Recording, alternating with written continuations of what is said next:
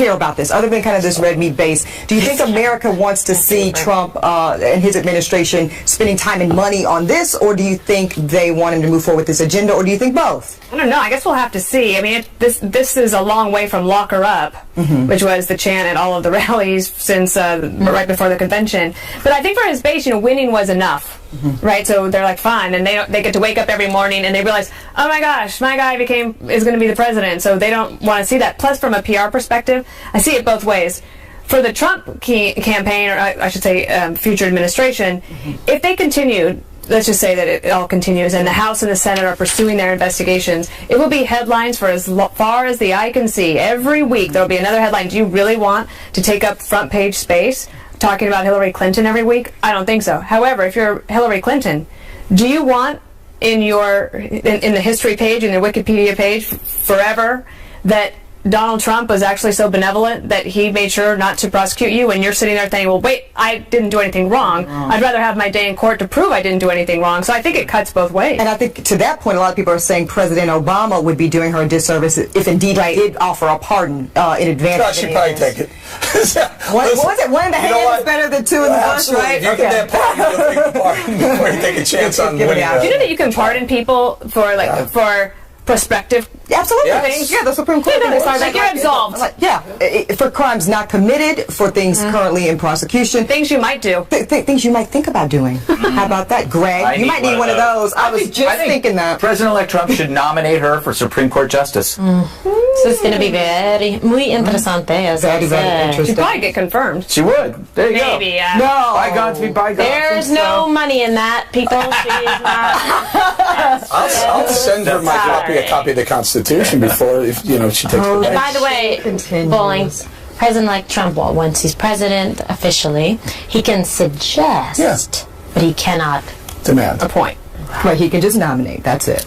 All right, so coming up, are you dreading talking about this election at Thanksgiving? Our thoughts and suggestions on how you can survive the political divide at the holiday dinner table next. That's up next.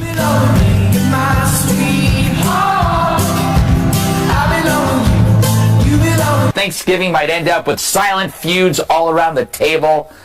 I blame the 1960s, which spawned the leftist slogan, "The personal is political," which links personal experience with political movements, obviously. So if you weren't a liberal, you were morally flawed. Being conservative meant you weren't just wrong, but evil.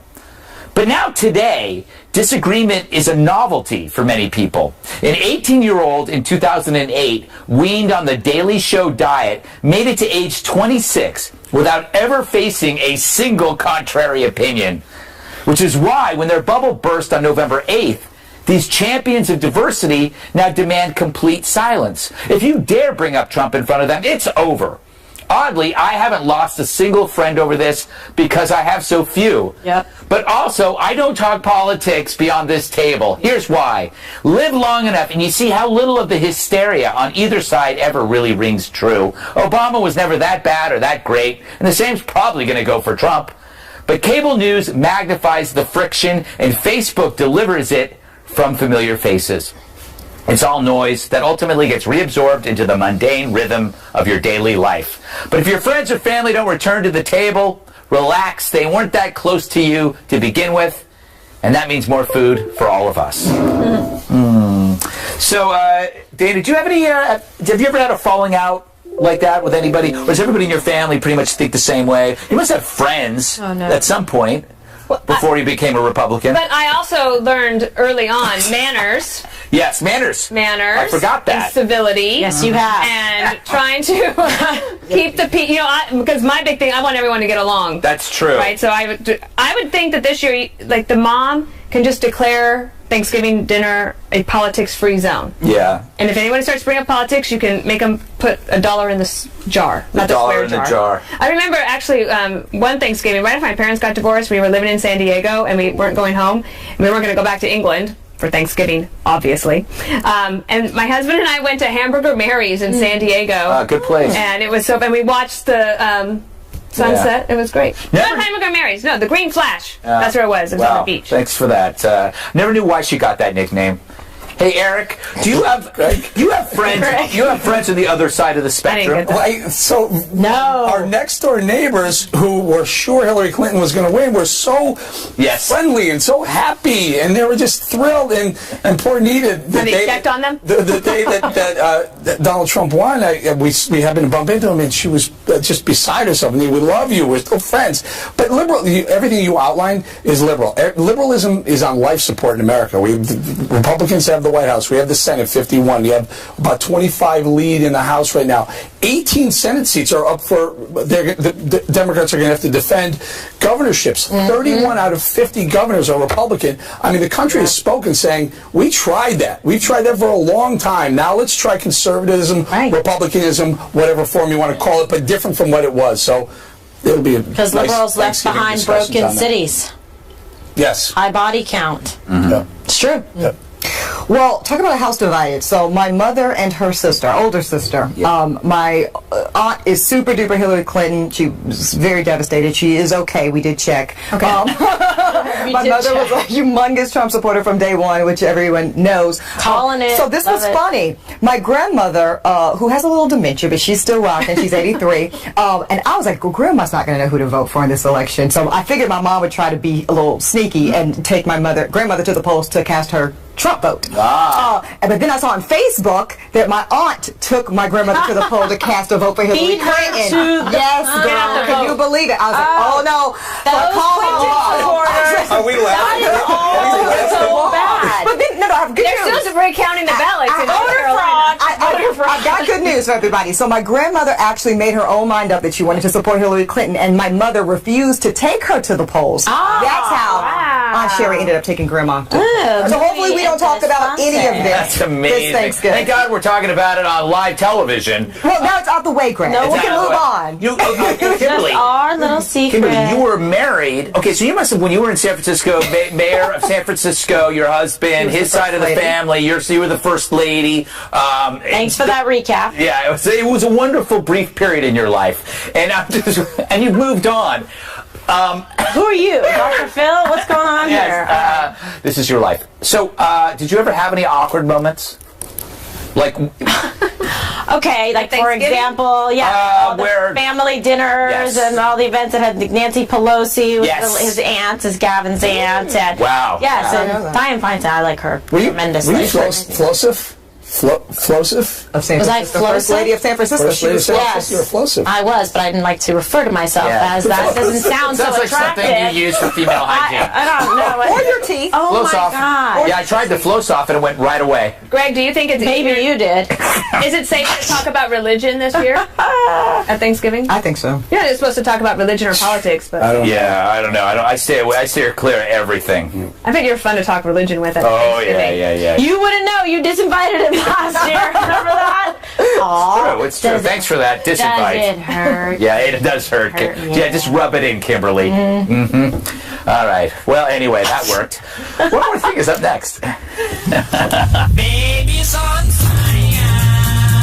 I'm going to go through, and Kimberly's on as well, but I want to ask him about the Clinton prosecution. I'm going to ask him about the alt-right movement and the Trump response to that, and the media meetings. Those are something I really want to get into because he's been at the center of all those. I'm going to lay off transition maybe a little bit towards the end, but we've heard a lot about that, so make sure you check that one out. Dana's up.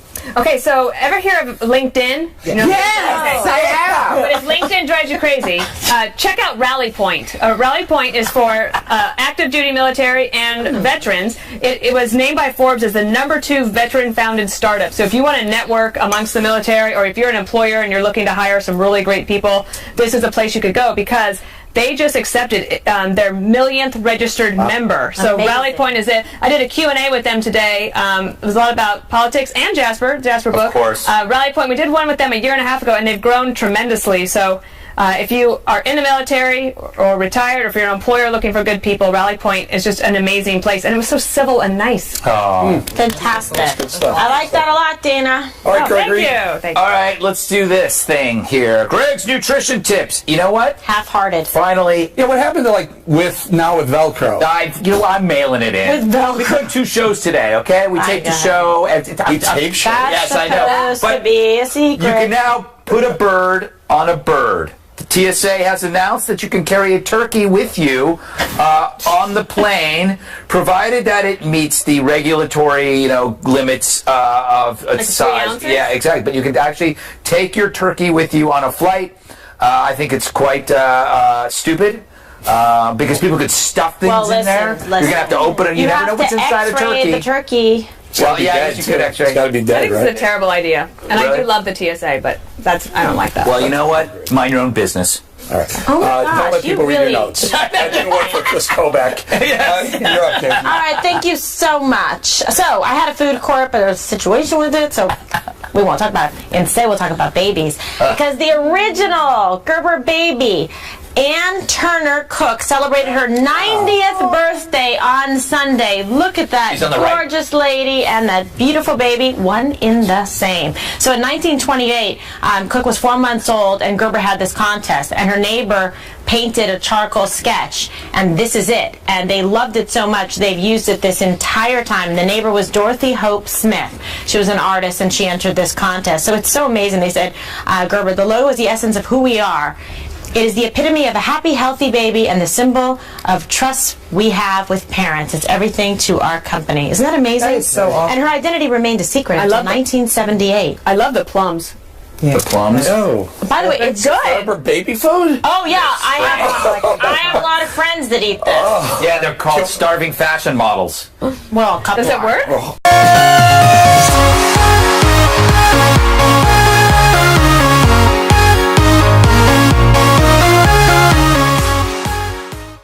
Continued. Let's just say that it all continues, and the House and the Senate are pursuing their investigations. It will be headlines for as far as the eye can see. Every week there will be another headline. Do you really want to take up front page space talking about Hillary Clinton every week? I don't think so. However, if you're Hillary Clinton, do you want in the history page, in the Wikipedia page, forever, that Donald Trump was actually so benevolent that he made sure not to prosecute you, and you're sitting there thinking, well, wait, I didn't do anything wrong. I'd rather have my day in court to prove I didn't do anything wrong. So I think it cuts both ways. And I think to that point, a lot of people are saying President Obama would be doing her a disservice. Care about this, other than kind of this red meat base. Do you think America wants to see Trump and his administration spending time and money on this, or do you think they want him to move forward with this agenda, or do you think both? I don't know. I guess we'll have to see. I mean, this is a long way from lock her up, which was the chant at all of the rallies since... if indeed he did offer a pardon in advance. I should probably take it.